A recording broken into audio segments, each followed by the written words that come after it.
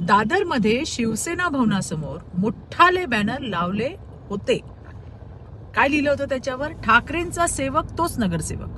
हा प्रकार म्हणजे लोकशाहीवर उघड उघड निर्लज्ज असा प्रहार आहे.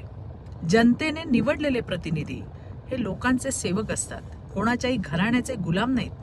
पण इथं तर स्पष्ट सांगितलं जातंय, मुजरा कर तेव्हाच पद मिळेल. ही कोणती मानसिकता आहे? माध्यमांवर बातमी दिसताच म्हणे चुकून बॅनरवर छापलं म्हणून आता ते बॅनर उतरवले. पण त्यातून यांची खरी मानसिकता चुकून का होईना बाहेर आली, एवढंच. संविधानाने दिलेल्या अधिकारावर चालणाऱ्या या महाराष्ट्रात कुणालाही कुणाचा सेवक होण्याची गरज नाही. जे हात जोडून उभे राहतील त्यांनाच पद देण्याची भाषा हा लोकशाहीचा अपमान आहे की नाही? आणि आज अशा घोषणा बिनधास्त लावल्या जात असतील तर ही धोक्याची घंटा आहे. संविधान वाचवाच्या बोंबा मारणाऱ्यांकडूनच संविधानाला धोका कसा निर्माण होतो हे या बॅनरने उघड झाले. लक्षात ठेवा, पालिकेत ठाकरेंचा नाही, जनतेचा सेवक लोक निवडून देतील. धन्यवाद. जय हिंद, जय महाराष्ट्र.